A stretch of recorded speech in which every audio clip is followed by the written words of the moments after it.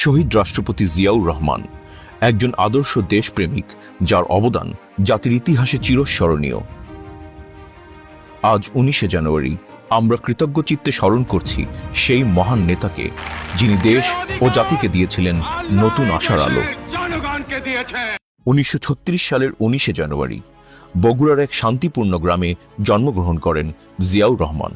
ছোটবেলা থেকেই মেধা ও সাহসিকতার জন্য পরিচিত ছিলেন। তার শৈশবের প্রতিটি অধ্যায়ে ফুটে উঠেছে দেশের প্রতি ভালোবাসা ও দায়িত্ববোধ। 1971 সালের মহান মুক্তিযুদ্ধে তার অবদান জাতি কখনোই ভুলতে পারবে না। চট্টগ্রামের কালুরঘাট বেতার কেন্দ্র থেকে স্বাধীনতার প্রথম ঘোষণা করেন জিয়াউর রহমান। যুদ্ধক্ষেত্রে তার চৌকস নেতৃত্বে মুক্তিযোদ্ধারা বীরত্বের সঙ্গে লড়াই করে। স্বাধীনতার পর যখন বাংলাদেশ চরম রাজনৈতিক সংকটে পড়ে, তখন জাতির ভবিষ্যৎ নিশ্চিত করতে জিয়াউর রহমান দেশের দায়িত্ব নিজ কাঁধে তুলে নেন। 1975 সালের পর দেশের সংকটময় সময়ে তিনি ছিলেন জাতির কর্ণধার। বহুদলীয় গণতন্ত্র প্রতিষ্ঠা করে তিনি বাংলাদেশের সকল জনগণের জন্য রাজনীতির পথ উন্মুক্ত করে দেন।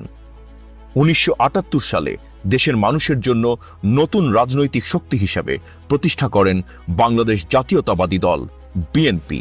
তিনি বহুদলীয় গণতন্ত্রের প্রবর্তন করেন, যা বাংলাদেশের রাজনৈতিক প্রেক্ষাপটে নতুন দিগন্ত উন্মোচন করে।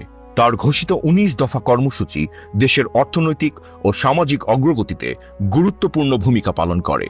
কৃষি, শিক্ষা, শিল্পসহ বিভিন্ন ক্ষেত্রে তার অবদান আজও স্মরণীয়।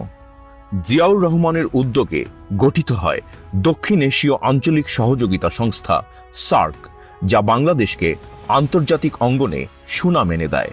তার নেতৃত্বে বাংলাদেশ বিশ্ব দরবারে পরিচিতি লাভ করে।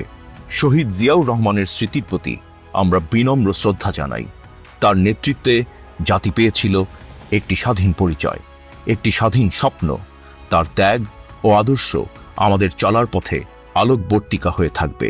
আমরা তার দেখানো পথ ধরে এগিয়ে যাব একটি গণতান্ত্রিক ও ন্যায়ভিত্তিক সমাজ প্রতিষ্ঠার লক্ষ্যে। আজ তার জন্মবার্ষিকীতে আমরা তার প্রতি গভীর শ্রদ্ধা জানাই।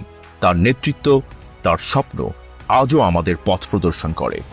বিএনপি সবসময় জিয়াউর রহমানের আদর্শ ধারণ করে দেশ ও জনগণের জন্য কাজ করে যাবে।